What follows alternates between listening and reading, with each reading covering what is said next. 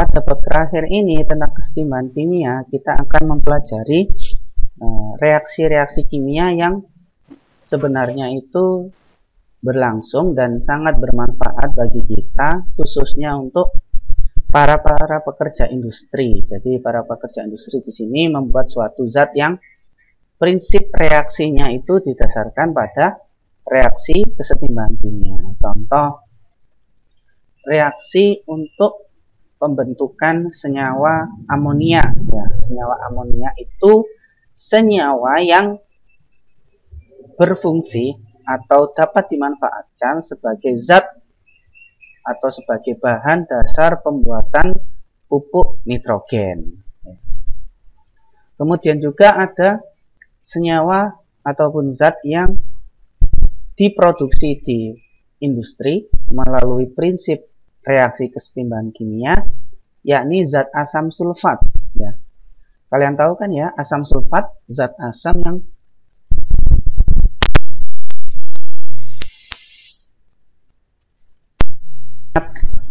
kuat sekali dan juga sama fungsinya atau pada umumnya digunakan sebagai bahan dasar pembuatan pupuk, yakni pupuk Za atau amonium sulfat.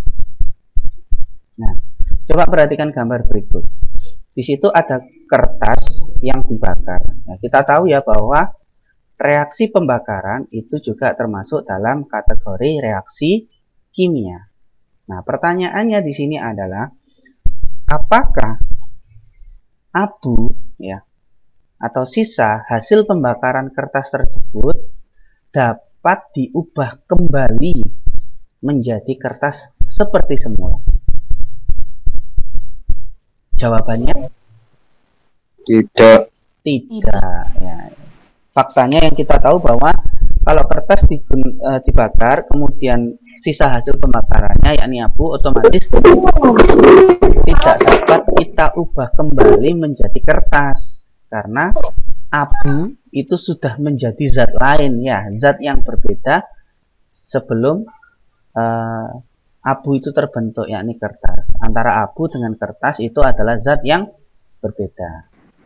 Nah, bagaimana hubungannya dengan kesetimbangan kimia? Nah, apakah reaksi pembakaran itu juga masuk dalam kategori kesetimbangan kimia? Nah, maka kita akan belajar terlebih dahulu sebelumnya tentang macam-macam reaksi, pembagian reaksi kimia berdasarkan arah reaksinya. Nah, reaksi kimia itu terbagi menjadi dua berdasarkan arah reaksinya. Yang pertama, ada yang disebut sebagai reaksi irreversible.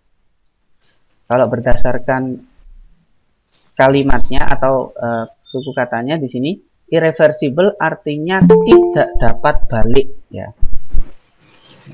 Irreversible, reaksi tidak dapat balik, atau dalam bahasa kimianya disebut sebagai reaksi satu arah. Seperti halnya saat kamu mengamati gambar pembakaran kertas itu tadi, ketika kertas dibakar kemudian menjadi abu, maka abu tidak bisa kembali menjadi kertas lagi. Hal ini menunjukkan bahwa itu adalah reaksi kimia satu arah. Ya. Sedangkan yang kedua, ada yang disebut sebagai reaksi reversibel. Reaksi reversibel dikenal sebagai reaksi bolak-balik. Artinya reaksi yang berlangsung dua arah. Ya. Satu arah ke kanan dan satu arah lagi ke kiri. Nah, apa perbedaannya dengan reaksi satu arah? Perbedaannya adalah kalau reaksi satu arah, reaksinya tidak dapat balik. Ya. Jadi ketika kertas dibakar menjadi abu, ya sudah, berarti abu tidak bisa kembali lagi menjadi kertas. Berbeda dengan reaksi reversibel atau reaksi bolak-balik. Ketika zat A ditambah zat B menjadi zat C, nah zat C ini bisa kembali lagi membentuk zat A dan zat B. Nah, itu perbedaan dari reaksi bolak-balik dengan reaksi satu arah. Nah, di dalam kesetimbangan kimia ini kita akan mempelajari tentang reaksi yang berlangsung reversible atau reaksi yang berlangsung bolak-balik. Bisa dimengerti di sini secara pembagian arah reaksinya ada dua ya. Oke, bisa dimengerti ya. Nah, di sini saya memberi sedikit gambaran tentang kesetimbangan dinamis ya, pada penguapan air. Nah, pada gambar pertama, misalnya ini adalah air panas ya. Kita tahu kalau ada air panas, misalnya air yang habis kita didihkan, otomatis akan ada uap air yang muncul atau uap air yang terlepas ke atmosfer. Benar atau salah? Benar, Pak. Benar ya, ketika kamu memanaskan air, otomatis nanti akan muncul uap air. Nah, uap air itu adalah air yang berwujud gas. Nah, bayangkan kalau ada air panas itu kamu masukkan dalam wadah, kemudian tidak kamu tutup. Nah, di sini tidak akan terjadi kesetimbangan, di mana uap air akan keluar dari botol. Otomatis nanti uap airnya akan keluar melalui botol yang tidak ditutup ini ya. Uapnya akan keluar. Untuk gambar yang kedua, nah coba perhatikan. Untuk gambar yang kedua, di sini ketika proses dari penguapan air tersebut ya, terus kemudian botolnya ini kamu tutup, maka di sini akan terjadi dua proses. Ya. Di mana air akan menguap, yakni berubah wujud dari cair menjadi gas. Ya. Kemudian dia akan menabrak dinding paling atas. Ya. Ketika dia menabrak atau menempel pada dinding paling atas, dia akan mengalami perubahan wujud. Perubahan wujudnya menjadi cair kembali. Kemudian akan ada proses pengembunan, di mana uap air berubah menjadi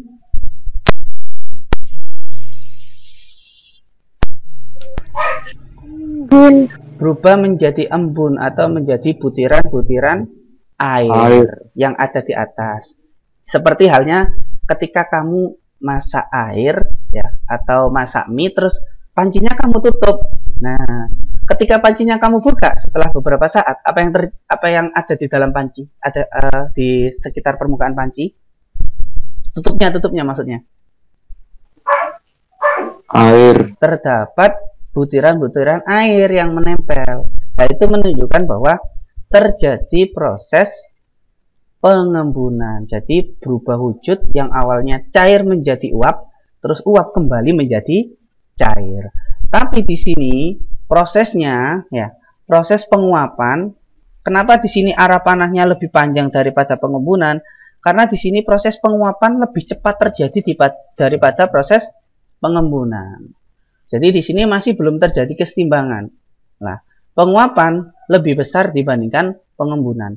Tapi seiring berjalannya waktu, ya, lama-kelamaan, maka laju dari penguapan atau kecepatan ya dari penguapan itu sendiri akan sama dengan laju dari pengembunan. Jadi besarnya zat yang diuapkan atau banyaknya zat yang diuapkan nanti akan seimbang dengan zat yang apa? Mengembun. Jadi ini adalah proses kesetimbangan dinamis yang terjadi pada penguapan air. Jika dalam suatu wadah tidak ditutup, otomatis uap airnya akan keluar. Jika wadahnya ditutup, maka akan terjadi proses kesetimbangan, di mana di dalam sistem tersebut terjadi proses penguapan dan pengembunan. Tapi pada saat awal, pada keadaan awal, penguapan lebih besar daripada pengembunan. Ya, misalnya kamu baru memanaskan, terus kamu tutup, otomatis hal yang pertama terjadi adalah menguap. Nah, kemudian seiring berjalannya waktu akan terjadi proses pengembunan, tapi penguapannya lebih besar daripada pengembunan. Nah, setelah beberapa saat, ketika mencapai titik kesetimbangan, ya, besarnya penguapan akan sama dengan besarnya pengembunan. Jadi jumlah uap air ya yang menguap akan sama dengan jumlah air yang mengembun. Itu terjadi pada kesetimbangan penguapan air. Nah, ketika pada titik terjadi di mana besarnya penguapan sama dengan besarnya pengembunan, inilah terjadi kesetimbangan pada penguapan air, seperti itu. Nah, di sini syarat-syarat terjadinya reaksi kesetimbangan. Yang pertama, reaksi harus berlangsung reversibel atau reaksi bolak-balik. Dalam keadaan setimbang, reaksi terjadi dalam dua arah. Kemudian yang kedua adalah sistem harus tertutup. Ya, sistem reaksi harus tertutup di mana tidak dapat terjadi pertukaran materi di dalamnya. Nah, contohnya ini tadi. Nah, kalau yang ini tidak ditutup, otomatis uapnya keluar, tidak dapat terjadi kesetimbangan. Tapi kalau kamu tutup, maka akan terjadi kesetimbangan. Jadi syarat yang kedua adalah sistem reaksinya harus tertutup. Yang ketiga adalah bersifat dinamis. Apa itu bersifat dinamis? Bersifat dinamis itu artinya adalah laju reaksi pembentukannya harus sama dengan laju reaksi penguraiannya. Artinya adalah reaksinya itu tidak berhenti. Artinya harus berlangsung terus-menerus. Seperti halnya pada proses penguapan air tadi. Air dari cair menguap, mengembun. Habis itu menguap lagi, mengembun. Menguap terus kemudian mengembun. Dan ini akan terus berlangsung sampai energi atau panas yang ada di dalam air sendiri itu akan habis, seperti itu. Ya.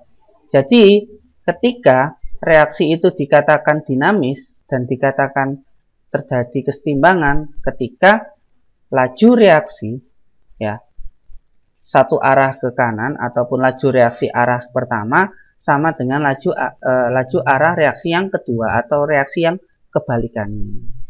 Itu adalah syarat di mana reaksi kesetimbangan harus dipenuhi. Ini reaksinya bolak-balik, sistemnya tertutup, dan kemudian reaksinya bersifat dinamis atau berlangsung terus-menerus dalam dua arah di mana laju pembentukan sama dengan laju penguraian. Seperti halnya penguapan air tadi. Laju penguapan sama dengan laju pengembunan. Nah, jika diekspresikan dalam bentuk grafik perubahan laju reaksi ya, terhadap waktu pada suatu reaksi bolak-balik, maka R1 ya, di sini artinya di sini yang V1 ya, harusnya R ini. R1 adalah laju reaksi dari kiri ke kanan. Di mana ini adalah jumlah zat mula-mula ya. Seiring berjalannya waktu, lama-kelamaan akan semakin berkurang karena dia berubah menjadi produk. Kemudian R2 adalah laju reaksi dari kanan ke kiri, kebalikannya. Pada awalnya produk masih belum ada. Nah, seiring berjalannya waktu, jumlah produk akan semakin meningkat. Nah, ketika pada titik TS ini, pada waktu tertentu, ternyata laju reaksi antara R1 ternyata sama dengan R2. Nah, ketika laju reaksi R1 sama dengan laju reaksi R2 atau reaksi ke kanan, lajunya sama dengan reaksi kebalikannya yakni ke kiri, maka itu disebut sebagai kesetimbangan kimia. Sudah tercapai kesetimbangan kimia di mana laju reaksi 1 sama dengan laju reaksi yang kedua atau laju reaksi ke kanan sama dengan laju reaksi yang ke kiri. Nah, pada keadaan reaksi kesetimbangan, ya, grafiknya dapat bervariasi atau ada 3 macam grafik yang bisa digambarkan atau yang diekspresikan di sini. Yang pertama, pada keadaan kesetimbangan bisa saja konsentrasi pereaksi sama dengan konsentrasi produk, di mana jumlah N2O4 ini sama dengan jumlah NO2. Ini misalnya reaksi N2O4 menjadi 2NO2. Gas, dua-duanya gas ya. Sumbu X ini adalah waktu, sumbu Y ini adalah konsentrasi. Seiring berjalannya waktu, zat reaktan semakin berkurang. Nah, seiring berjalannya waktu, produk semakin bertambah. Nah, ketika pada saat kesetimbangan, bisa saja konsentrasi dari N2O4 atau reaktan sama dengan konsentrasi dari produk atau NO2. Itu kemungkinan yang pertama. Kemungkinan yang kedua, pada saat kesetimbangan, ya, konsentrasi produk lebih besar daripada konsentrasi reaktan. Ya.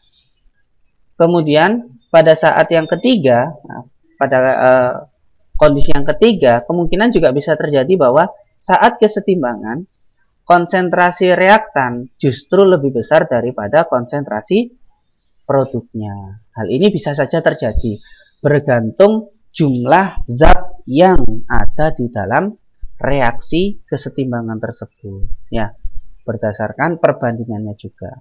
Bisa saja konsentrasi mereka sama saat terjadi kesetimbangan. Bisa saja konsentrasi produknya lebih besar daripada reaktannya saat terjadi kesetimbangan. Atau bisa saja pada saat terjadi kesetimbangan, konsentrasi reaktannya lebih besar daripada konsentrasi produk. Itu adalah 3 kemungkinan yang terjadi pada saat kesetimbangan itu terbentuk. Nah, kesetimbangan dibagi menjadi 2 ya, dalam komponennya. Yang pertama, kesetimbangan homogen.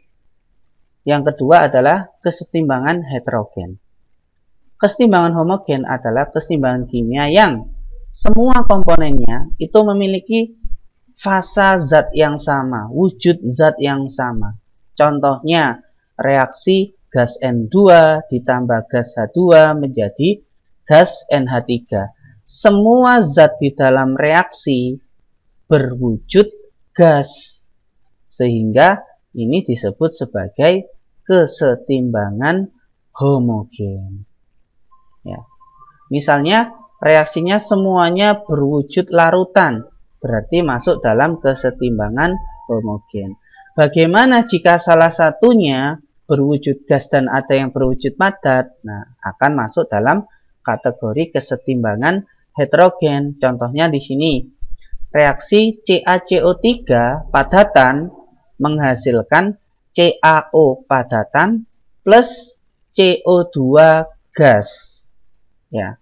Di sini terdapat 2 fasa yang berbeda, yakni fasa padatan dan fasa gas. Hal ini menunjukkan bahwa reaksi kesetimbangannya masuk dalam kategori kesetimbangan heterogen, karena di sini dalam kesetimbangannya terdapat 2 fase yang berbeda, yakni fase padat dan juga fase gas.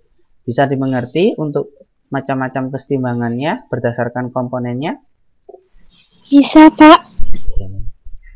Nah, sekarang tentang hukum kesetimbangan. Dalam keadaan setimbang, hasil kali konsentrasi zat-zat hasil reaksi yang dipangkatkan koefisien dibagi dengan hasil kali konsentrasi per reaksi dipangkatkan koefisien akan mempunyai nilai yang selalu tetap. Nama lainnya adalah konstanta kesetimbangan. Ya, jadi di dalam kesetimbangan kimia kita juga mengenal tetapan kesetimbangan, di mana tetapan kesetimbangan tersebut berasal dari hasil kali konsentrasi produk dipangkatkan koefisien dibagi dengan hasil kali konsentrasi per reaksi dipangkatkan koefisien. Nah, yang pertama adalah tetapan kesetimbangan konsentrasi atau KC. Misalnya dalam reaksi gas A ditambah gas B, di mana M sama N ini adalah koefisiennya, angka ya, bisa 1, 2, 3, atau 4, dan seterusnya. Mereka bereaksi dalam kesetimbangan menghasilkan gas C dan gas D. Maka persamaan tetapan kesetimbangan yang dimiliki oleh reaksi tersebut adalah yang di sini sebagai produk yang mana? Dan sebagai reaktan yang mana? Produk itu adalah zat yang berada di ruas kanan. Berarti siapa produk dalam reaksi tersebut?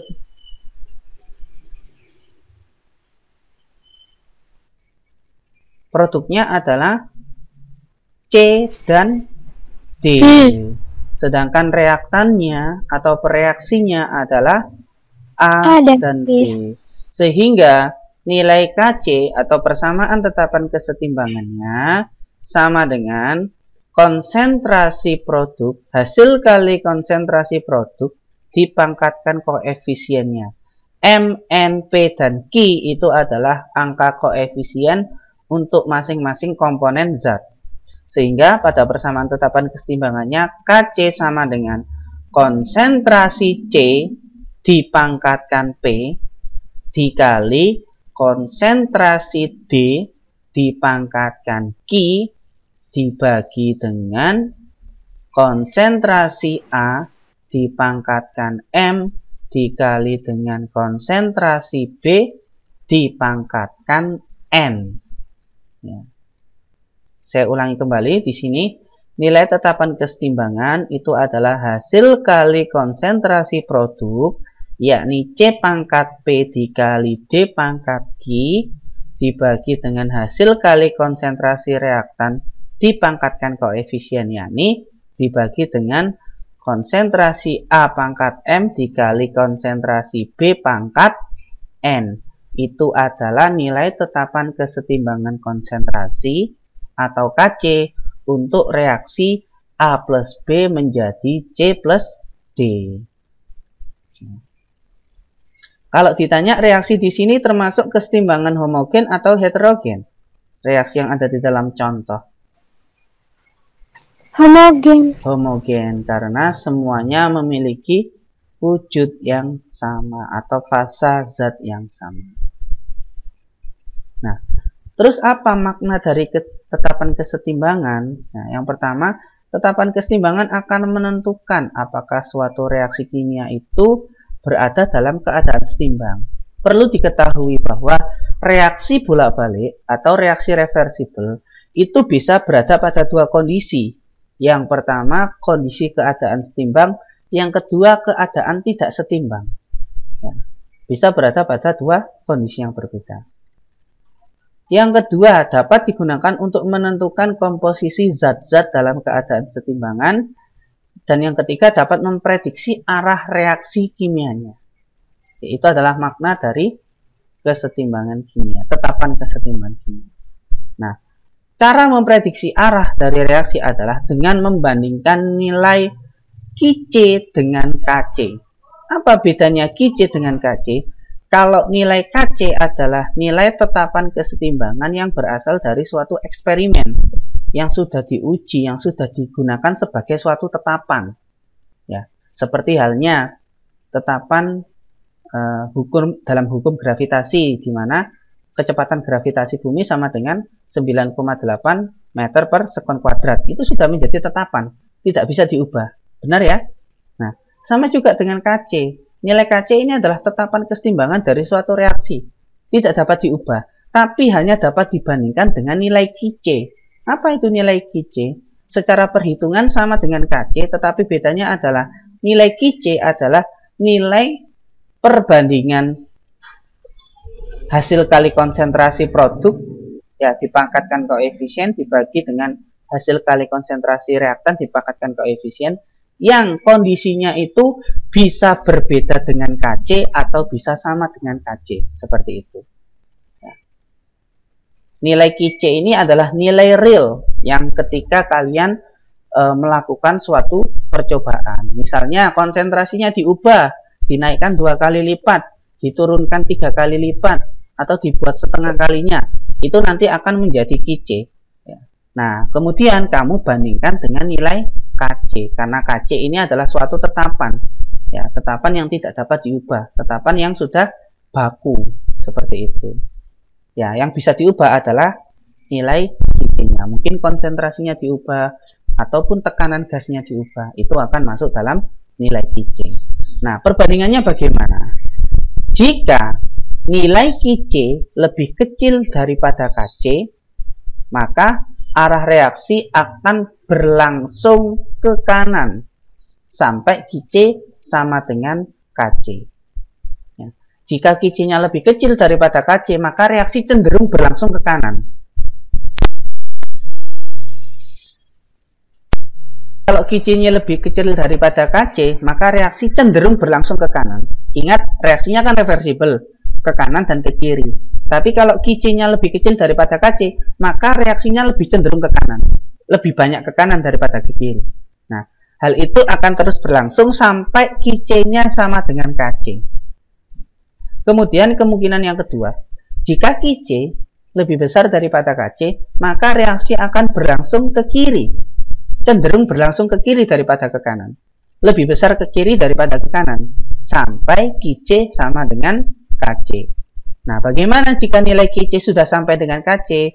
Jika nilai QC sama dengan nilai KC, maka arah reaksinya sudah seimbang antara ke kanan dengan ke kiri. Besarnya laju reaksi ke kanan sama dengan besarnya laju reaksi ke kiri. Atau kesimpulannya, campuran sudah berada pada keadaan kesetimbangan.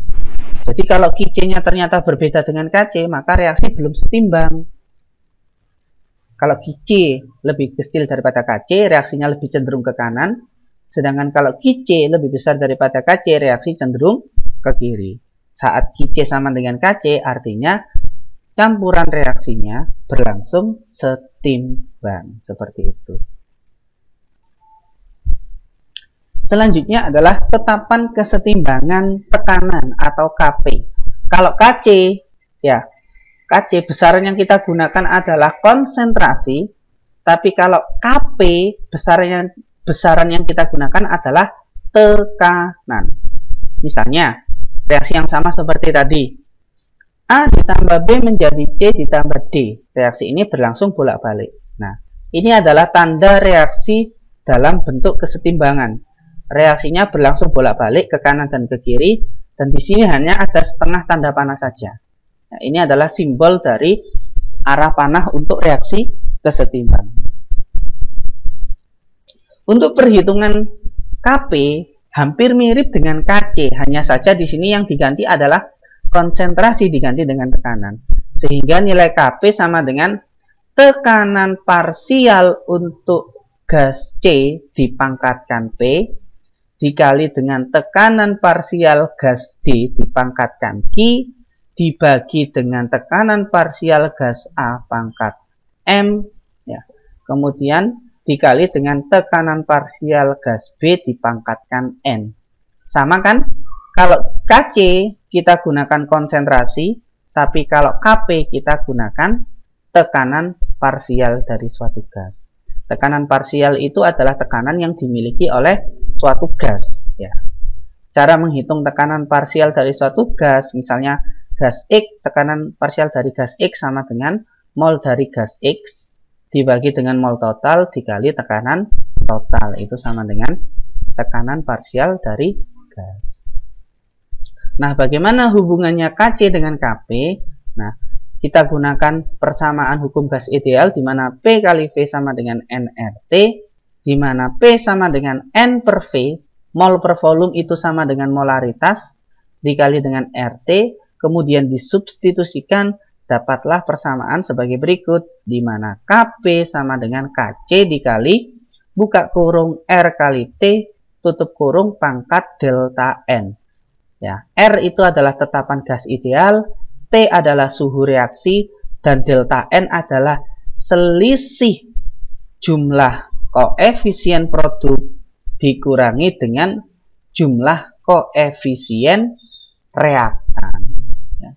Jadi jumlah koefisien produknya ada berapa, dikurangi dengan jumlah koefisien reaktannya ada berapa. Itu sama dengan nilai dari delta N. Seperti itu. Nah, di sini adalah hubungan tetapan kesetimbangan antara reaksi-reaksi yang berkaitan. Nah, tindakannya reaksi keadaan kesetimbangannya dibalik, maka nilai konstanta kesetimbangannya sama dengan 1 per K. Ya, K aksen sama dengan 1 per K. Oke, ini adalah beberapa hubungan tetapan kesetimbangan yang berkaitan. Kalau misalnya A ditambah B menjadi C, nilainya sama dengan K. Kalau dibalik, maka C sama dengan A plus B, nilainya sama dengan 1 per K. Seperti itu. Ya, bisa dimengerti ya? Kemudian, bisa, Pak. Yang kedua, koefisien reaksinya dibagi dengan faktor N. N ini bisa angka, bisa 1, 2, dan sebagainya. Ya. Oke. Maka nilai dari tetapan kesetimbangan K-nya sama dengan, K aksen ya maksudnya ini ya, sama dengan akar K dari N. Ya, akar pangkat N dari K maksudnya. Kemudian yang ketiga, jika faktor reaksinya dikalikan dengan faktor N koefisiennya, maka K aksen sama dengan K pangkat N itu sendiri. Kalau reaksi-reaksi kesetimbangannya dijumlahkan, maka tetapan kesetimbangan K aksennya sama dengan K1 dikali dengan K2. Nah, untuk tetapan kesetimbangan yang heterogen, ya, zat padat murni dan zat cair murni selalu memiliki konsentrasi yang tetap, sehingga tidak disertakan dalam persamaan kesetimbangan. Ya, perlu diingat ya, dalam tetapan kesetimbangan, zat yang berwujud padat dan zat yang berwujud cair tidak ikut serta dalam persamaan tetapan kesetimbangan, misalnya Kc ataupun Kp. Oke, sampai di sini dulu. Ada yang ditanyakan?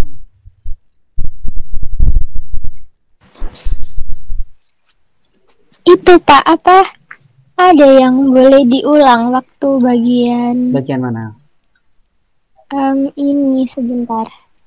Yang bagian hubungan Kc dan Kp. Hubungan Kc dan Kp. Ya. Nah, kenapa?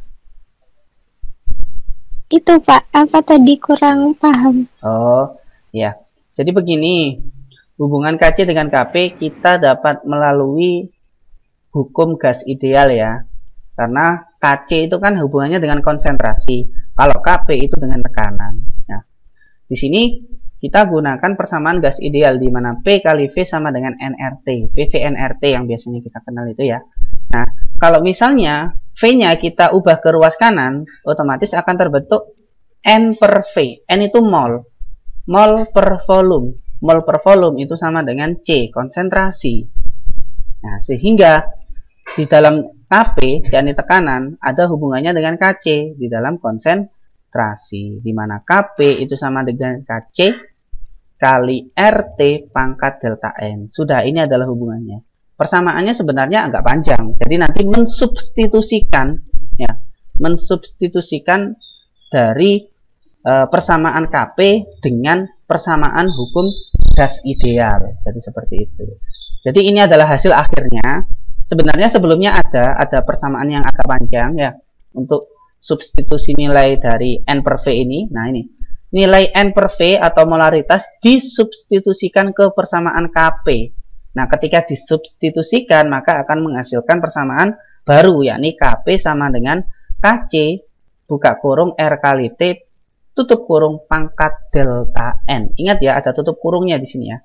Pangkat delta N itu khusus untuk R kali T, di mana delta N adalah selisih jumlah koefisien produk dikurangi dengan jumlah koefisien reaktan. Seperti itu. Baik Pak, terima kasih. Terima kasih. Nah, sekarang kita coba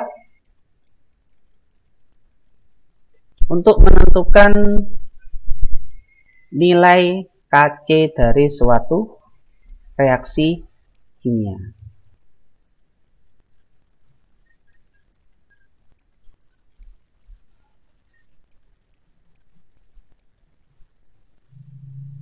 Oke, papan putih saya sudah muncul belum? Sudah Pak. Sudah. Misalnya saya punya reaksi di mana 3H2 ya berwujud gas ditambah dengan 1N2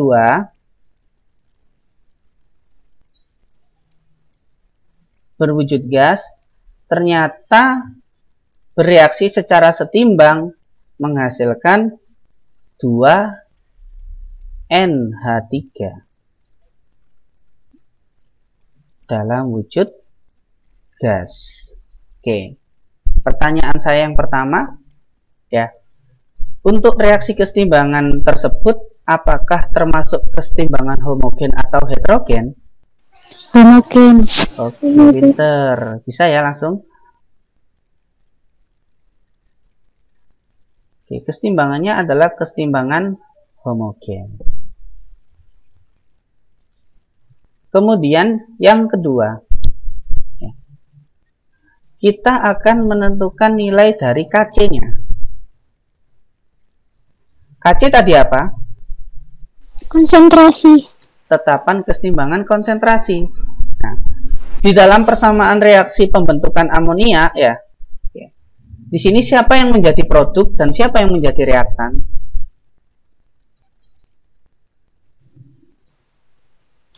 Siapa produknya? Produknya adalah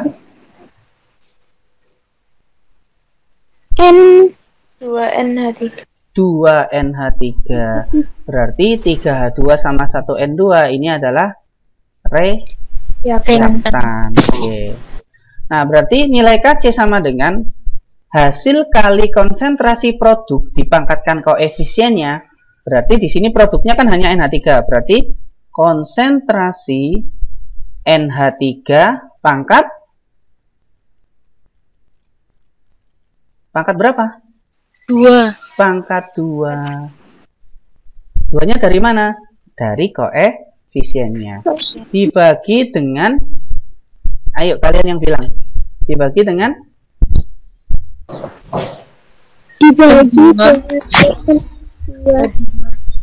Dibagi dengan konsentrasi H2 pangkat 3. Pangkat 3, pinter, dikali konsentrasi N2 pangkat 1. Pangkat 1, angka satunya boleh ditulis, boleh tidak, terserah ya, karena pangkat 1 kan tidak ada perubahan. Nah, di sini ini adalah nilai Kc untuk persamaan reaksi 3H2 ditambah N2 menjadi 2NH3. Nah, bagaimana dengan nilai Kp-nya? Nah, ayo, berapa nilai Kp-nya berarti? Nilai Kp-nya berarti tekanan. Nah, tekanan kan simbolnya P ya. Tekanannya siapa? Produk dipangkatkan koefisien dibagi tekanan reaktan dipangkatkan koefisien. Sama dengan ini, cuma bedanya adalah kalau Kc itu konsentrasi, kalau Kp itu tekanan. Berarti tekanan parsial NH3 pangkat berapa? 2. Pangkat 2 dibagi dengan tekanan parsial dari H2 pangkat 3. Oke, dilihat lagi ya. Koefisiennya 3, 1, 2. NH3-nya pangkat 2, hidrogennya pangkat 3.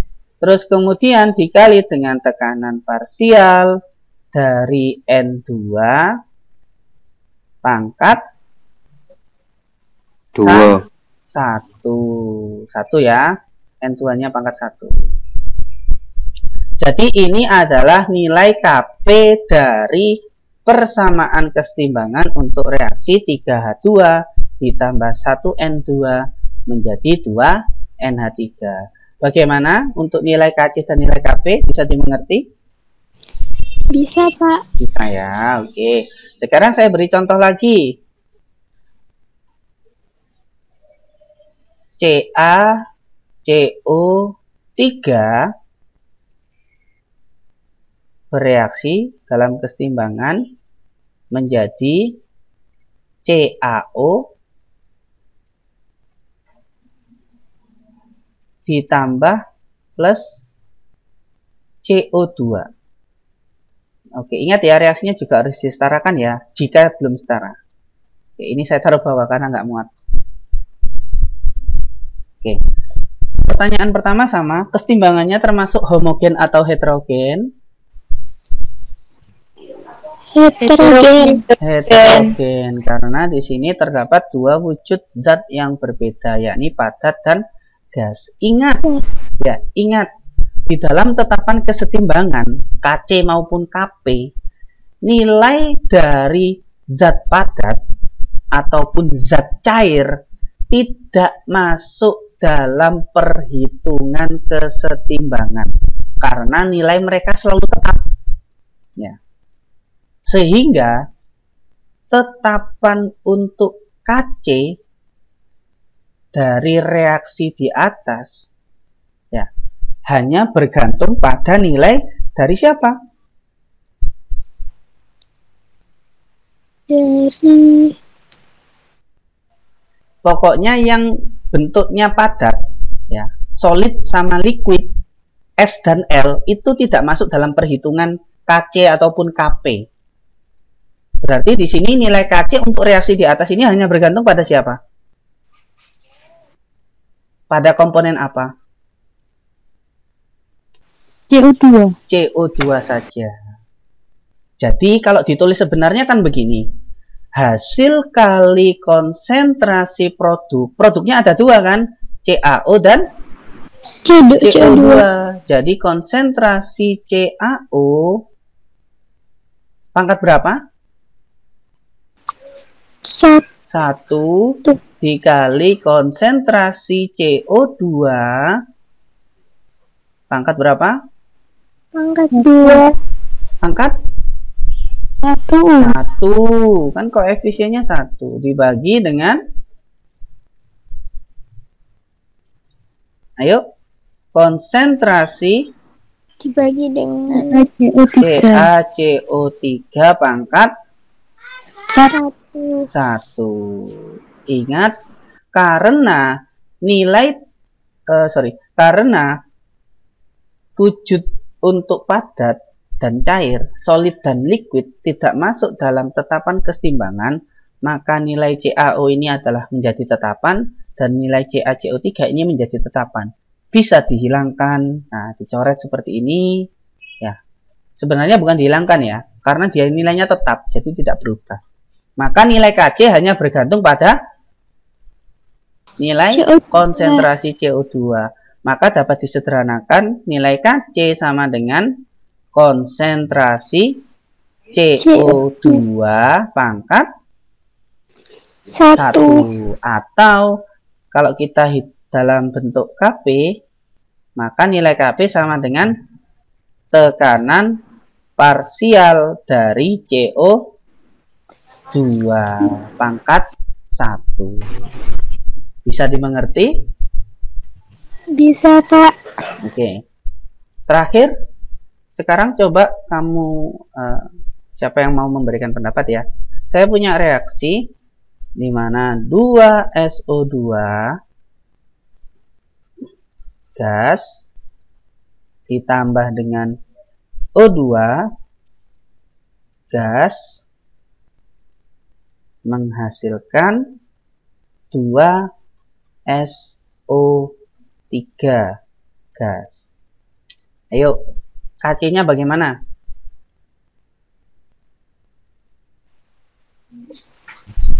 Siapa yang mau menjawab? 2SO3. Yang lengkap, ayo. Konsentrasi 2SO3. Masa 2SO3? Konsentrasi SO3, Pak. SO3 pangkat 2 dibagi SO2 konsentrasi SO2 pangkat 2 terus konsentrasi O2 pangkat 1. Iya, 1. Oke, itu untuk nilai Kc. Tadi siapa yang jawab ya? Nazila ya? Iya, Pak. Oke, sekarang siapa yang mau nyoba untuk nilai Kp? Nilai Kp-nya? Siapa? Nilai Kp dari reaksi di atas.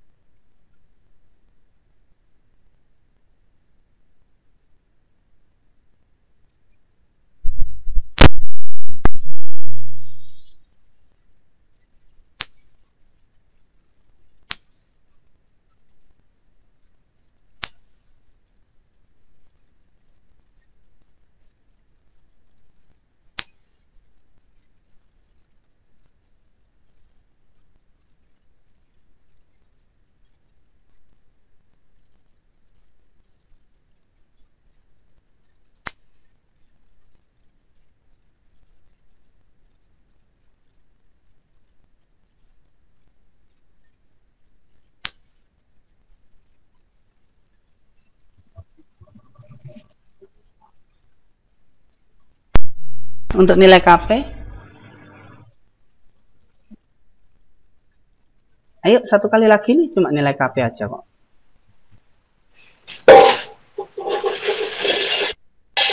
KP tadi tekanan ya Pak? Iya, tekanan. Ayo, nanti lagi kita, nggak apa-apa guys. Ayo, segera selesai soalnya ini. Tekanan SO. Tekanan parsial. Parsial SO3. Pangkat berapa? 2. Pangkat 2, berarti kasih tanda kurung gini ya. Pangkat 2 dibagi tekanan parsial SO2. Pangkat 2. Terus dikali O2. Tekanan parsial O2 pangkat 1. Kalau pangkat 1 tidak usah ditulis, dikasih tanda kurung juga tidak apa-apa, dikasih juga tidak apa-apa. Oke. Bagaimana untuk nilai Kc sama Kp dari suatu reaksi keseimbangan kimia? Bisa dipahami ya? Iya Pak, bisa. Oke. Nah, untuk latihannya di rumah, sekarang saya beri satu reaksi aja. Reaksinya adalah, bentar, saya pikirkan dulu ini. Oh, ini nih. Fe3+ Aki. Kalau Aki wujudnya apa?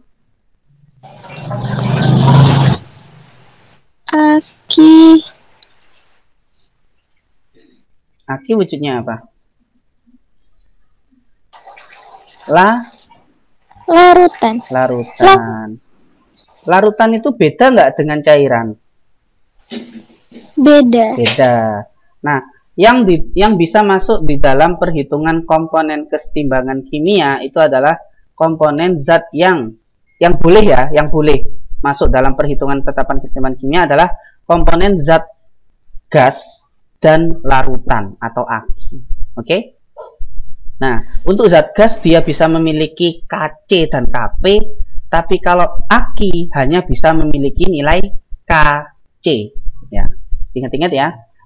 Untuk Aki hanya bisa memiliki Kc, tapi kalau untuk gas bisa memiliki Kc dan Kp.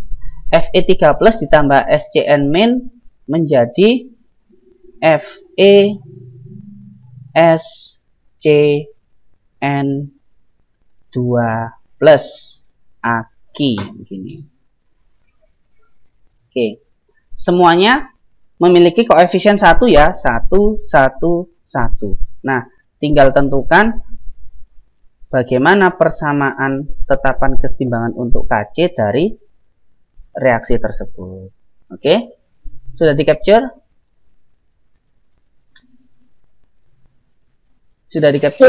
Sudah. Oke, baik. Kalau begitu, untuk pertemuan hari ini kita sudahi terlebih dahulu. Sampai jumpa pada pertemuan selanjutnya nanti. Jangan lupa untuk dicoba menuliskan persamaan tetapan kesetimbangan untuk reaksi yang sudah kalian tulis tadi. Terima kasih. Saya akhiri. Wassalamualaikum warahmatullahi wabarakatuh.